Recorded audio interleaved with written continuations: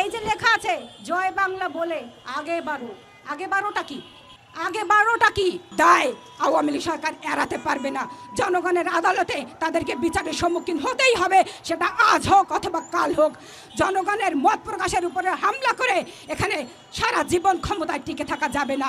বিশ্ববিদ্যালয়টা তো ছাত্রলীগের বাপদাদার সম্পত্তি না। বিশ্ববিদ্যালয় শুধু নয়, বাংলাদেশটা তো কারোর বাপদাদার সম্পত্তি না।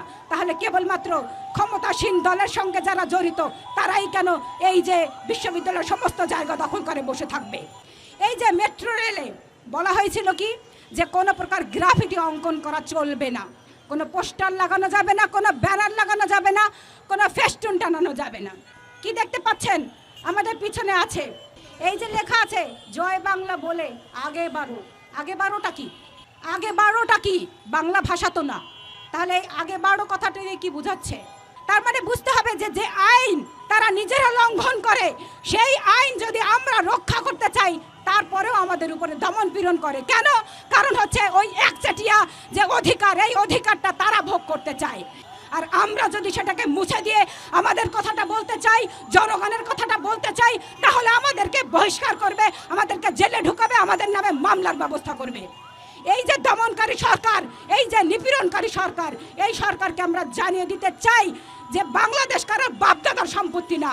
এখানে ক্ষমতায় বসে যেভাবে তারা ইতিহাস বিকৃতি করছে, এই ইতিহাস বিকৃতির দায়ে তাদেরকে একদিন বিচারের সম্মুখীন হতেই হবে। আপনারা জানেন এখানে ক্লাস 7 এবং 6 বইয়ে ইতিহাসকে বিভ্রান্ত করে তারা পাঠ্য বইয়ে একটি প্রবন্ধ অন্তর্ভুক্ত করেছে।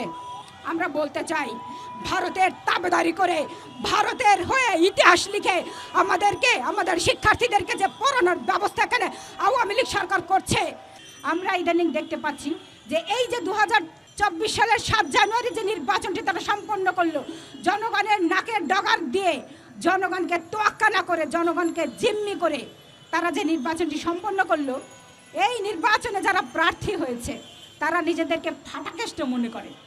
তারা মনে করে যে এই যে দমন, নিপীড়ন, নির্যাতন এরা আগে যারা করেছিল তারা হয়তো করেছে, এখন তারা যারা বর্তমানে যারা ক্ষমতায় বসেছে তারা সমস্ত কিছু ঠিকঠাক করে দিবে। তারা এই মানুষের টাকা লুটপাট করে বিদেশে পাচার করে। এখানে দুর্নীতি দমন কমিশন আছে, এখানে সরকার নাকি দুর্নীতির বিরুদ্ধে জিরো টলারেন্স ঘোষণা করেছে। তারপরে এই যে মন্ত্রীরা, এমপিরা তারা এই শত শত কোটি টাকা বাহিরে পাচার করে কিভাবে, এর জবাব কে দিবে? সরকারে যারা বসে রয়েছে তাদের নাকের ডগার দিয়ে এই যে এসালাম গ্রুপ শত কোটি টাকা বাইরে পাচার করলো, এই যে ভূমিমন্ত্রী সাইফুজ্জামান শত কোটি টাকা বাইরে পাচার করলো, বিদেশে তারা বেগমপাড়া গড়ে তুললো, এর বিরুদ্ধে